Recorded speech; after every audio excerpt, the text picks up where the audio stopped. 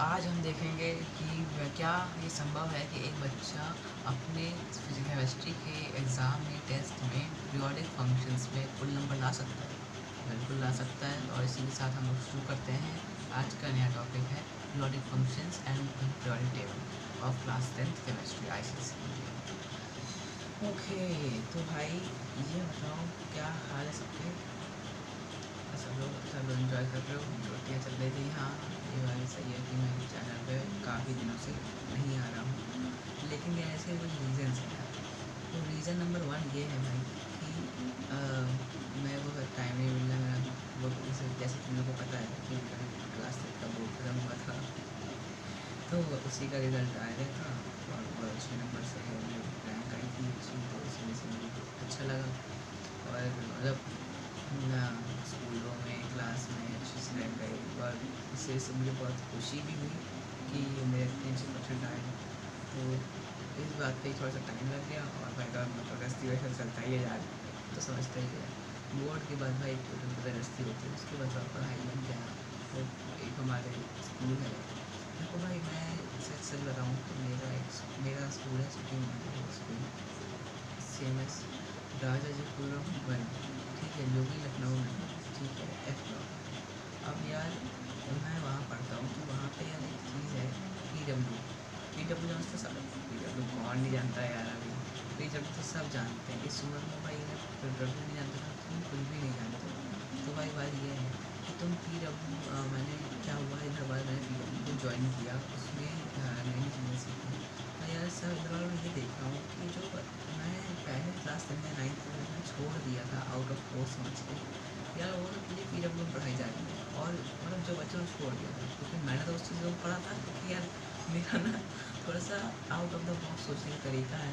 तो मेरा यार थोड़ा सा माइंडसेट ही अलग था, तो इस चीज़ों को मैंने सीखने के लिए मैंने out of the box start कर दिया। लेकिन मुझे ये बिल्कुल एक्सपेक्ट नहीं था यार ये PW में आएगा। और 11th में IIT JEE का तैयारी चल रही है, बस यार यही सीख है। और बताओ भाई बहनों, भाई साहब हो, बहन जी हो, ओकेज नॉट ओकेज। तो यार आज का हम लोग का टॉपिक है पीरियोडिक प्रॉपर्टीज़। आप कौन बोलेगा? सब लोग सुनेगा। बोल तो सब लोग बोलेगा, सब लोग सुनेगा, समझा क्या? तो भाई शुरू करते हैं। क्लास 10 की केमिस्ट्री, काफ़ी टाइम से मैंने क्लास 10 की केमिस्ट्री को छुआ भी नहीं है, और क्लास 10 को मैं धीरे धीरे सारा टॉपिक कंप्लीट करना चाह रहा हूँ। आज ही मैं 2-300 वीडियो बना के डाल दूँगा। फ्राइडे को टेस्ट है, और सफाई करनी है। अबे यार तुम लोग यार इतना लेट बस कर दो। और तो ये देखो बच्चों, गंदे बच्चों, शरारती बच्चों। अब यार इसको तो मैं नहीं बोल सकता यार, क्योंकि मैं खुद ही एक आदमी केस हूँ। तो यार बात ये है कि तुम पीछे PW का बैग देख सकते हो। तो यार तैयारी बहुत खतरनाक चल रही है। अबे यार क्या? अच्छा, तो हम कि कोई है बच्चा वो मैसेज कर रहा है, एक वीडियो है, बोल रहा है कि JEE एडवांस का पेपर था, अच्छा हो गया। क्या सही है भाई, congratulations, very very congratulations. JEE advance को मैंने सुनने में आया कि कल पेपर हुआ था, आज 27 तारीख है और कल 26 तारीख थी। और कल जहाँ तक पता है कल पेपर हुआ था JEE एडवांस का। और मैं इस बात पर बहुत खुश हूँ कि, और मैं ये चाहता हूँ कि हर एक बच्चा जो है अच्छे नंबर से IIT और मद्रास में जाए, क्योंकि मेरा तो भाई एम यही है, मैं IIT मद्रास नीचे नहीं सोचना चाहता।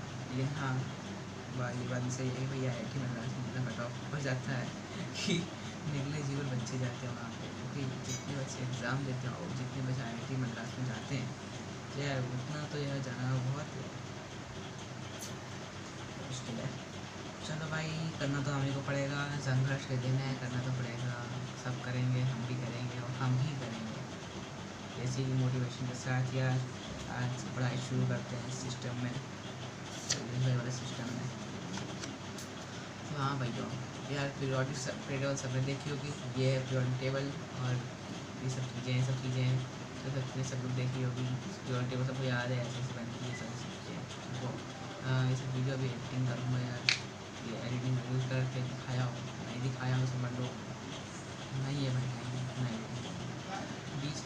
एक चीज़ से और वार्न करूँगा भाई कि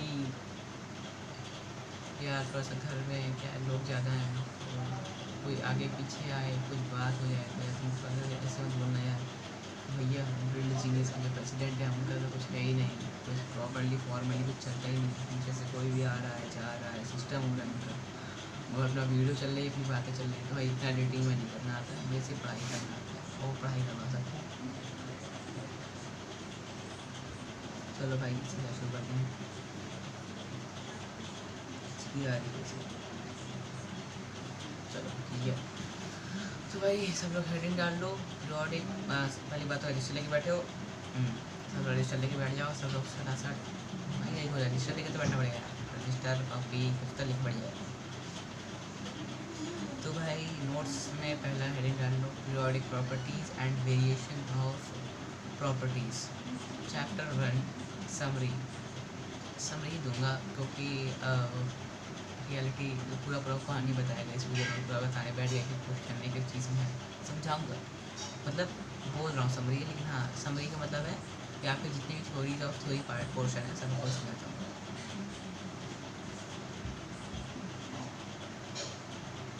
तो भाई ये बताओ पीरियोडिक टेबल सबने देखी है?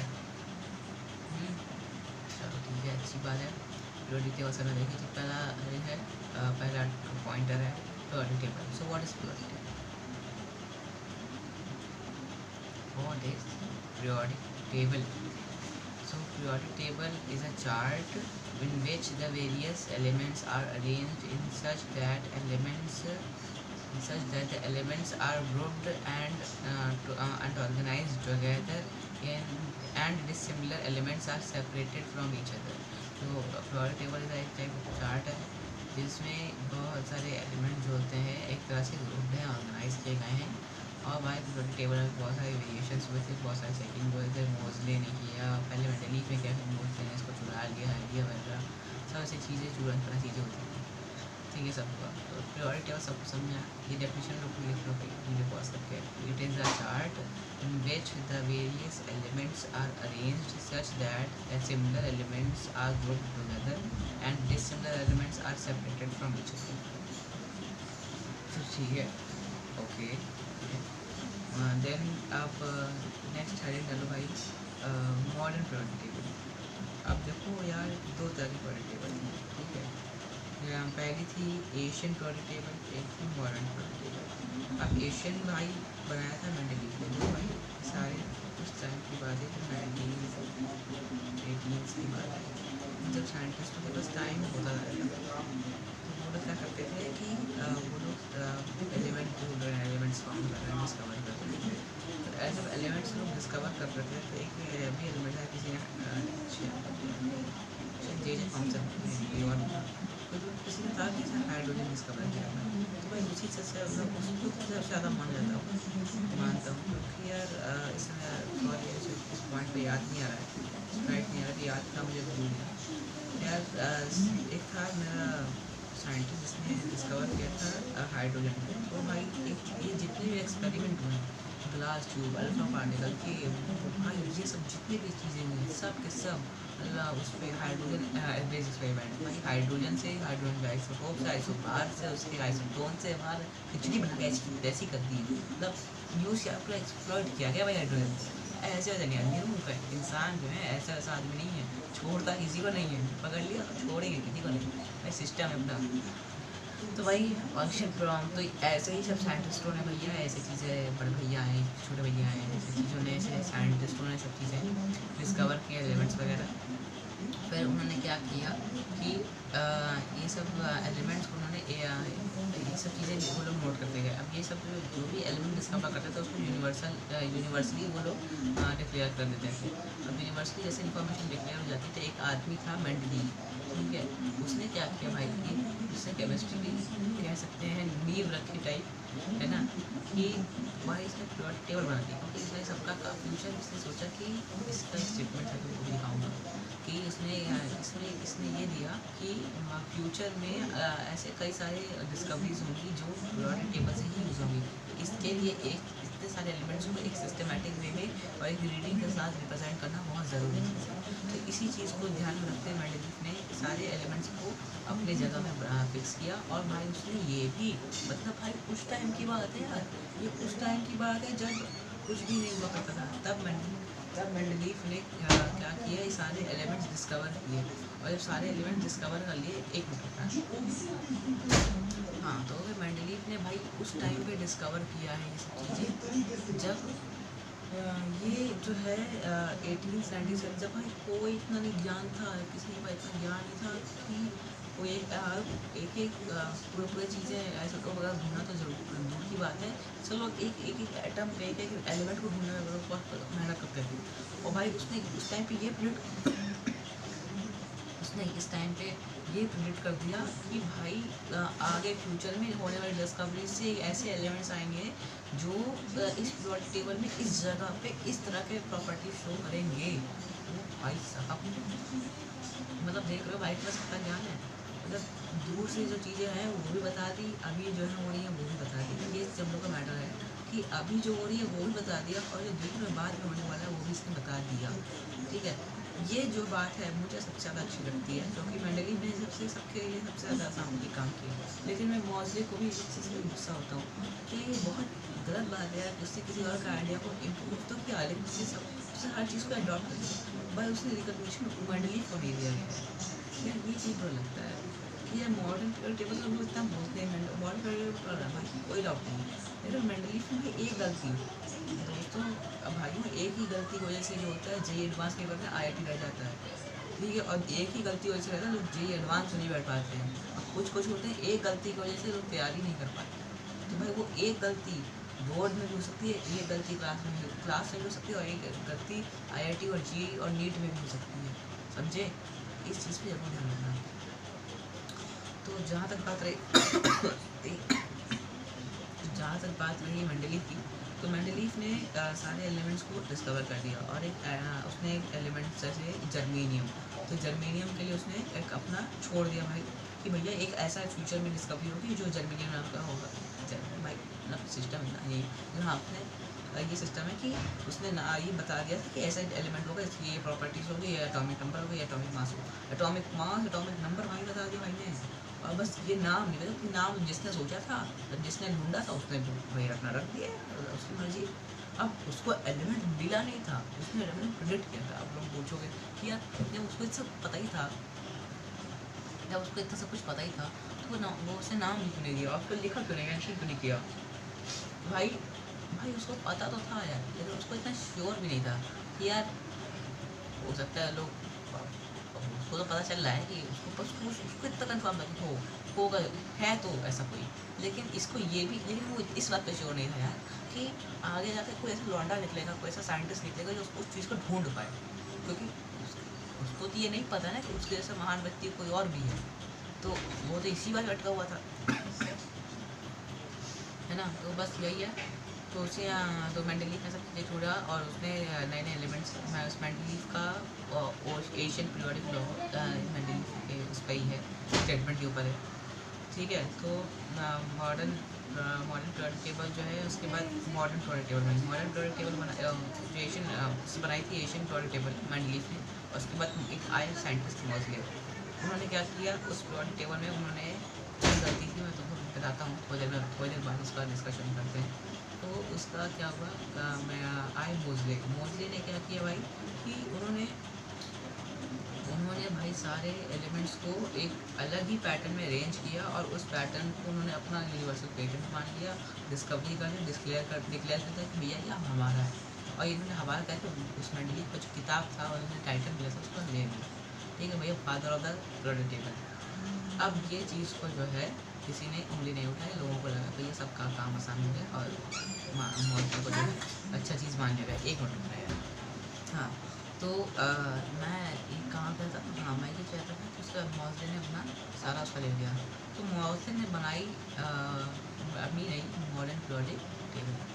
अब उस मॉडर्न पीरियोडिक टेबल का भी एक लॉ था, वो उसका लॉ कह दो, इक्वेशन कह दो, जो एक था वो पूरी पीरियोडिक टेबल को डिफ़ाइन करता था। और उस पूरी पीरियोडिक टेबल को डिफ़ाइन करता हुआ लॉ ये है मॉडर्न पीरियोडिक लॉ। लिखना, note it, that modern periodic law says that the properties of elements are the periodic functions of their atomic numbers. ठीक है, तो अकॉर्डिंग टू दिस प्रॉपर्टीज ये कहते मतलब properties of modern periodic law. अब इसे थोड़ा बहुत बिल लॉ जिसने क्या अरेंजमेंट किए थे. अब मैं तुमको बताता हूँ कि मेंडलीफ ने क्या periodic law दिया था, जो उस समय बोला था इसका एक स्टेटमेंट है. तो ये स्टेटमेंट उसका ये है कि properties of the elements are the periodic functions of their atomic mass. अब बात ये थी कि कोबाल्ट और निकल की कंट्रोवर्सी बहुत खतरनाक हो गई, बहुत ज़्यादा खतरनाक. इतनी खतरनाक सिस्टम हो गया कि भाई उसने मेंडलीफ को इतना यूनिवर्सली ट्रोल किया गया कि बोला गया भैया आप एटॉमिक मास पे करते हो, अब आप मुझे ये बताओ कि क्या था कोबाल्ट का एटॉमिक मास भी ऐसे लगभग सेम 29 कुछ ऐसे कुछ था. ठीक है, और उसका भी क्या कहते हैं निकल का भी जो एटॉमिक मास एग्जैक्टली 0.1 का भी डिफरेंस बिल्कुल नहीं, एकदम एग्जैक्टली सेम था. अब आप मुझे ये बताओ, उसने लिखा मतलब सब लोगों ने ये बोला कि अब भैया मुझे ये बताओ कि किसको आगे पीछे करोगे, अगर कोबाल्ट को आगे कर दो निकल वाले को क्यों नहीं, अब निकल को आगे कर दो तो कोबाल्ट को क्यों नहीं. और इस चीज़ पर तो मेंडलीफ गुस्सा आ गया, साइन ये मतलब ढीले पड़ गए. तो इस चीज़ पर मेंडलीफ भी ढीले पड़ गए. तो क्या बोलता, तो उसने कहा भैया कि मैंने हाथ खड़े कर दिए. तो भैया अब इस पर निकल के आए मोजले भैया. मोजले भैया ने ये कहा कि हम भैया मॉडर्न periodic law है, इसमें हम जो है हम ये करेंगे, हम सारी चीज़ों का एटॉमिक मास हटा देंगे, एटॉमिक नंबर्स जोड़ देंगे. इन्होंने लगाया सेम दिमाग. अब मोस्टली ने अपना सारा चीज़ उल्टा उल्टा यू करके सब कुछ ले लिया. और इन्होंने ये अब मोस्टली ने भैया एक मोहल्ले को भी आइडिया कैसे आया, मोहल्ले को आइडिया ये आया भैया कि मोहल्ले ने सोचा कि भैया सारे एलिमेंट्स के जो मास हैं कुछ तो सेम हो सकते हैं, क्योंकि आइसोबार सिस्टम है. ठीक है, आइसोटोप आइसोबार सिस्टम है. ठीक है भाई, लेकिन आइसो क्या कहते हैं उसे, आइसो नहीं, वो कह रहे हैं कि एटॉमिक नंबर जो है किसी का भी सेम नहीं भाई, किसी का भी सेम नहीं है. जिसका भी सेम है उसका जिसका भी एटॉमिक नंबर सेम है ही नहीं पहली बात, और जिसका मान लो एटॉमिक मास सेम है तो उसका एटॉमिक नंबर डिफरेंट है. इस बात को ध्यान रखना है, क्योंकि मोहल्ले ने ये देखा था कि एटॉमिक नंबर हम लोग एटॉमिक नंबर में कर सकते हैं, क्योंकि एटॉमिक नंबर हर एक एलिमेंट का यूनिक है. और जो मेंडलीफ ने भी प्रॉपर्टीज़ बताई थी, अब ये बातों में अब उसने क्या किया, जर्मेनियम पे आया. और जर्मेनियम जैसे जैसे कोई नई नई चीज़ें जिसके लिए मेंडलीफ ने जगह छोड़ी थी, उसने भी उसको उस चीज़ एलिमेंट्स को भी उसने जोड़ दिया periodic टेबल में. अब periodic टेबल में ऐसे उसने जोड़ा ये सब चीज़ों को, तो अब periodic टेबल बन गई, क्योंकि मेंडलीफ ने जगह छोड़ी थी, खाली जगह को कौन क्या पड़ेगा. इसलिए उसने अब जो इस टाइम मोहल्ले जब आए तो तब तक चीज़ें डिस्कवर हो चुकी थी. मोहल्ले वेट कर रहा था ये सब चीज़ें डिस्कवर हो जाए तो मैं एक नया एक periodic टेबल बनाऊंगा, एक दो एलिमेंट जो दिए थे वो जोड़ दूंगा, और बाकी सब मेंडलीफ की मेहनत पे अपना हाथ फेर दूंगा. बस इसलिए करके इसने बोल के चोरी कर ली.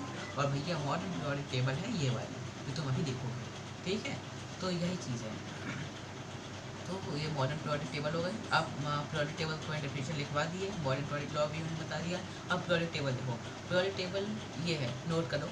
periodic टेबल ये कहती है, it is a table in which the various elements have been arranged in an order of increasing atomic numbers in such a manner that the elements having similar properties fall in the same visual vertical column and called group, and are known as group or called as group. It is based upon the modern periodic law, which says that the properties of elements are the periodic functions of their atomic numbers. And in the modern periodic table, the elements are arranged in groups and periods. Where the number of groups, for reference, where the number of groups is 70 and the number of period is 4. ठीक, groups. There are the up new heading करो, next pointer, groups. These are the vertical columns from the top to the bottom in the periodic table. Here are 18 groups in the modern periodic table. 17 periods in the horizontal rows from left to right are called periods in periodic table. There are 18 groups in modern periodic table. ठीक है, समझ के. अब देखो group जो होते हैं ऐसे ऐसे हैं. ठीक है, तो मैं अभी periodic टेबल देखो भैया, देखो किसी भी अभी जिसने periodic टेबल नहीं देखी समझ में नहीं आएगा, जाकर वीडियो रिमाइंड करना और जाकर periodic टेबल देखना. ठीक है, periodic ग्रुप्स क्या होते हैं? Groups are those which periodic tables these are the vertical columns from the top to the bottom in the periodic table. These are 18 in number. ठीक है, 18 ग्रुप्स होते हैं टोटल, और 17 मैंने बोल दिया था, हाँ अच्छा समझता हूँ. एक और पीरियड्स कितने 4।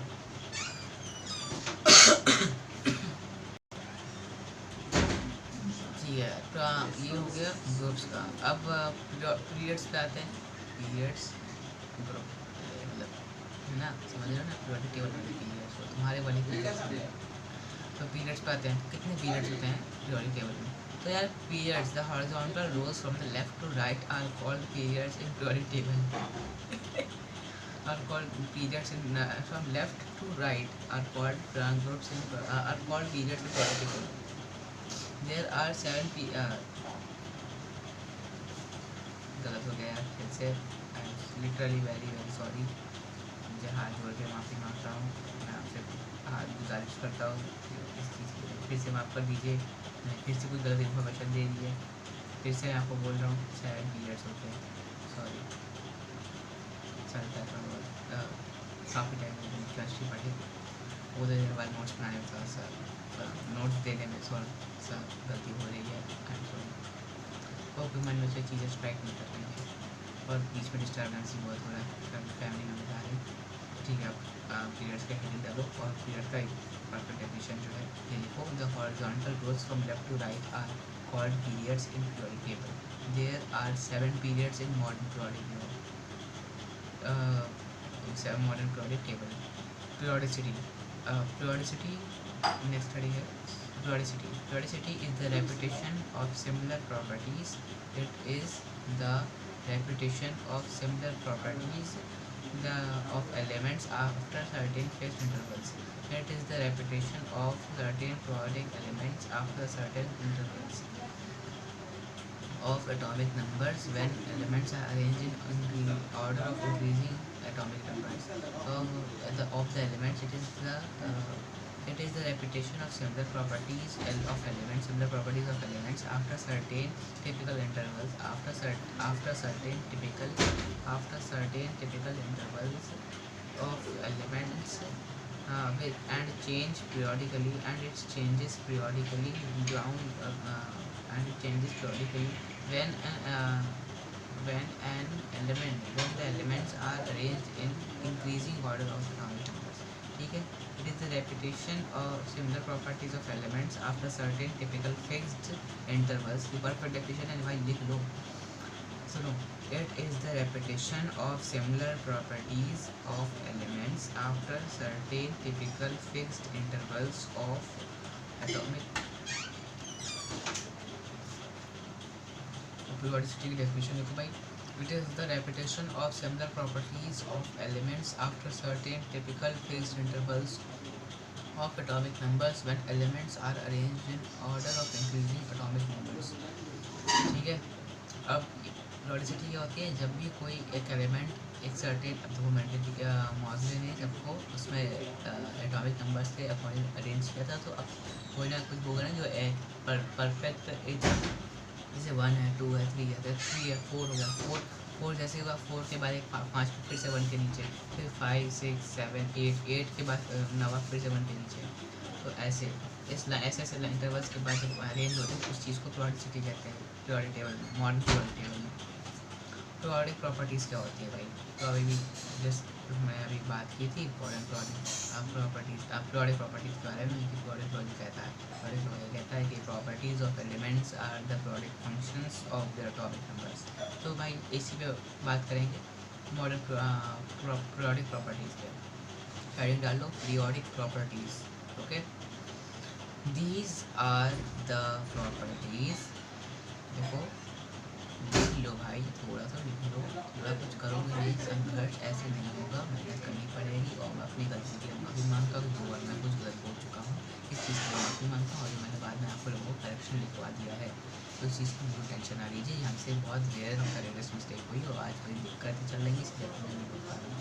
लेकिन आज अब मैं सही कर रहा हूँ, चिंता ना करो, इस चीज़ का अब डर ख़त्म कर दो। ठीक है, तो periodic property, these are the properties which are related to the electronic configuration of elements and change periodically down a group and along a period. Periodic properties क्या होती हैं? पीरियोडिक प्रॉपर्टीज़ वो प्रॉपर्टीज़ होती हैं जो उसके रिलेटेड होती हैं उसके इलेक्ट्रॉनिक कॉन्फ़िगरेशन से। पीरियोडिक प्रॉपर्टीज़ रिलेट करती हैं उनके पीरियोडिक मतलब पीरियड वाइज। और पीरियड जो होता है कैसे आता है? एक एटॉमिक नंबर्स की वजह से। वो एटॉमिक नंबर जब चेंज होते हैं तो मॉडल ने अरेंज किया था। रीज़न क्या टोटल कि मॉडल ने अरेंज किया था। अब पीरियोडिक प्रॉपर्टीज चेंज होती हैं तो अब पीरियोडिक एटॉमिक नंबर्स के लिए होता है। एटॉमिक नंबर किस पर डिपेंड करता है? इलेक्ट्रॉनिक कॉन्फ़िगरेशन पे। इलेक्ट्रॉनिक कॉन्फ़िगरेशन मतलब नंबर ऑफ शेल्स पे कितने, किस शेल में कितने हैं, किस शेल में कितने हैं, कितने आखिरी में बचा है, ऐसी चीज़ों पे इस सेट है। तो अब इन एटॉमिक नंबर पर सेट हुआ तो उस पर ग्रुप ऑफ शेल्स का भी होगा। तो उसके पर्टिकुलर शेल में कहाँ पे है, कहाँ पे है, वो भी अगर एक एलिमेंट थोड़ा नीचे भी है तो वो भी एक चीज़ दर्शाता है। तो अगर मान लो कि हाइड्रोजन जो है ज़्यादा रिएक्टिव होगा और एक हीलियम जो है बहुत कम रिएक्टिव होगा। अगर मान लो एक हीलियम है और आर्गन है तो आर्गन ज़्यादा कम रिएक्टिव होगा और हीलियम कम रिएक्टिव होगा, इतना भी कम रिएक्टिव। आर्गन के मुताबिक तो थोड़ा ज़्यादा कम रिएक्टिव नहीं होगा। फिर ये पीरियोडिक प्रॉपर्टीज़ हो गई, ठीक है। अब बात करते हैं एटम की रेडियस की। तो एटॉमिक रेडियस डाल लो भाई। It is the distance from the centre of the nucleus. लिख ले भाई, कुछ भी गलत नहीं बता रहा हूँ, सही बता रहा हूँ, लिख लो थोड़ा बहुत कुछ तो लिख लो, वरना कैसे नंबर आएंगे। क्यों नहीं हो रही पढ़ाई? इसी वजह से नहीं हो रही पढ़ाई। कुछ लोग यूट्यूब पे ही घूमे पड़े, एक तो घूम लो और घूमा बंद करो और या पढ़ाई फोकस करो। मतलब इश्कबाजी में कुछ नहीं हो पाएगा तुम्हारा, पढ़ाई करो। तो एटॉमिक रेडियस और हेडिंग डाल लो, चुपे चाप लिखो। Atomic radius is the distance from the centre of nucleus of an atom up to its outer most shell of electrons, ठीक है। मेटालिक कैरेक्टर, अब ये एटॉमिक रेडियस निकल गया कि एटॉमिक रेडियस क्या करती है? न्यूक्लियस के सेंटर से लेके न्यूक्लियस के सेंटर से एटम के लास्ट शेल तक जितनी डिस्टेंस होती है उसको एटॉमिक रेडियस कहते हैं, ठीक है। तो समझ में आता होगा यार, सर्कल का रेडियस वैसे ही सिस्टम है। सर्कल का रेडियस कहाँ से निकलता है? सेंटर से। तो एक एटम को सेंटर सर्कल मान लो, एटॉमिक लास्ट शेल उसका सर्कमफेरेंस हो गया, तो लास्ट शेल का निकाल लो, बस सिस्टम से बात है। इतना फालतू अभी 11th में आओगे, 2 चीज़ें आगे से बताएंगे कि कितने शेल होते हैं, क्या होते हैं। अभी 11th अगर शुरू करेंगे। Metallic character, the elements. अब मेटालिक कैरेक्टर क्या होता है? मेटालिक कैरेक्टर कि एक एलिमेंट कितना मेटालिक है, मेटालिक प्रॉपर्टीज़ है, कितना बड़ा अच्छा मेटल है, कितना लो पुअर मेटल है, कि गुड मेटल है, कि एक्टिव मेटल है, कि नॉन एक्टिव मेटल है। ये सब चीज़ें डिफाइन करती है मेटालिक कैरेक्टर को। अगर ज़्यादा अच्छा मेटल हुआ तो एक सॉफ्ट मेटल होता है, एक हार्ड मेटल होता है। एक सॉफ्ट मेटल ऐसा होता है चाकू से भी कट जाता है, सिगरेट से भी कट जाएगा। जैसे गोल्ड प्लायर से प्लायर की जरूरत ही नहीं पड़ती। एक होते हैं कॉपर, है ना, एक टंगस्टन, जब प्लायर वायर को भी कुछ कर लो तो काफ़ी बार नहीं कट पाते हैं, ये सब चीज़ें होती हैं, ठीक है। तो मेटालिक कैरेक्टर है, डाल लो। डेफिनेशन है the elements which have a tendency to lose electrons and form positive ions are called metals and show metallic character, ठीक है। नॉन मेटालिक कैरेक्टर, अब जो मेटालिक का उल्टा हो गया, जो नॉन मेटालिक है, हार्ड नॉन मेटल्स हैं, सॉफ्ट नॉन मेटल्स हैं, सब चीज़ें। तो non metallic character, the elements which have a tendency to gain electrons and form negative ions and show non metallic character. The elements which have a tendency to gain electrons, उसमें क्या था कि loose electrons, क्योंकि वो metal होता है, वो loose extra होता है इनके पास, लेकिन इनके इधर कम होता है। तो ये कहते हैं they have which have a tendency to gain electrons and form negative. Gain करो तो इलेक्ट्रॉन ज़्यादा आ गया, इलेक्ट्रॉन ज़्यादा आ गया तो नेगेटिव आयन शो करेंगे ना। क्योंकि पहले इलेक्ट्रिक न्यूट्रल था, एटम इलेक्ट्रिकली न्यूट्रल प्रूव होता ही है, number of proton number of electron same होता है। लेकिन पहले नॉर्मल था, इलेक्ट्रॉनिक कॉन्फ़िगरेशन कंप्लीट करने के लिए नहीं, ये पहले एटम ही न्यूट्रल था। तो इसमें इलेक्ट्रॉनिक कॉन्फ़िगरेशन कहीं बीच में आया। अभी इसमें यहाँ पे बात हो रही है कि नंबर ऑफ प्रोटॉन्स की, नंबर ऑफ इलेक्ट्रॉन्स की, ठीक है। नंबर ऑफ प्रोटॉन्स की, नंबर ऑफ इलेक्ट्रॉन्स की तो सेम है। तो अभी नेट चार्ज 0 है, लेकिन नंबर ऑफ इलेक्ट्रॉनिक कॉन्फ़िगरेशन को कंप्लीट करने के लिए, ये आउटलेट रोल टूल कंप्लीट करने के लिए हम लोगों ने 2 इलेक्ट्रॉन एक्स्ट्रा लिए। तो पहले इलेक्ट्रिकल न्यूट्रल था, हमने 2 इलेक्ट्रॉन लिए, इलेक्ट्रॉन मतलब माइनस जुड़ गए, इलेक्ट्रॉन लिए तो नेगेटिव चार्ज हो गया। वैसे ही बात है, थोड़ा सा भी इफेक्ट आ गया वजह से। चलो चलता है इतना तो। उसके बाद नॉन मेटालिक कैरेक्टर हो गया। अब बात करते हैं आयनाइजेशन एनर्जी। आयनाइजेशन एनर्जी क्या होती है भाई?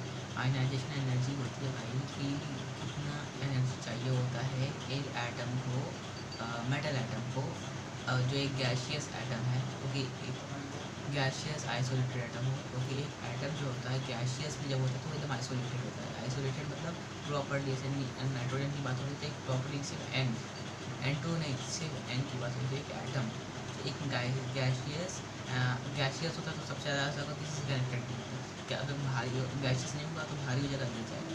इससे अच्छा गैसियस ना हो, गैसियस सॉरी इससे तो गैसियस हो। और आइसोलेटेड इससे को सिर्फ गैसियस में से आइसोलेशन ही होता है। गैसियस अगर किसी से अगर H2 निकालना है तो H2 का ही निकालोगे, H2O का निकालोगे फिर H2O पूरा H2O खा जाएगा, ठीक है। ऐसा सिंगल मॉलिक्यूल निकाल पाओगे। H2 पे निकालना तो एक सिंगल एटम लेना पड़ेगा, सिर्फ H समझोगे तभी निकल पाएगा, समझे ये। तो आयनेशन एनर्जी क्या होती है कि एक मेटल को एक कटायन को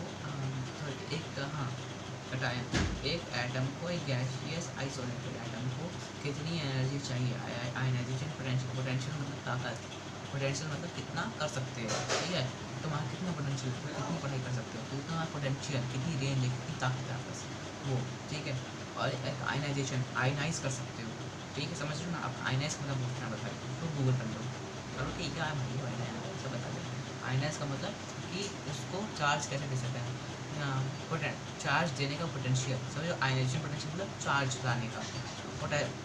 अब देखो चार्ज लाओगे तो पॉजिटिव चार्ज लाओगे, नेगेटिव चार्ज कैसे लाओगे, नेगेटिव चार्ज के लिए देना पड़ेगा। अब तुम दे रहे हो एटम को इजेक्ट कर रहे हो तो तुम पॉजिटिव चार्ज आएगा, फिर प्रोटॉन में आएगा ना, प्रोटॉन एक्स्ट्रा हो जाएंगे, इलेक्ट्रॉन तो एक गया, प्रोटॉन एक्स्ट्रा हो गया एज कंपैरिजन में, ठीक है। पॉजिटिव चार्ज आयनाइज उसको कहेंगे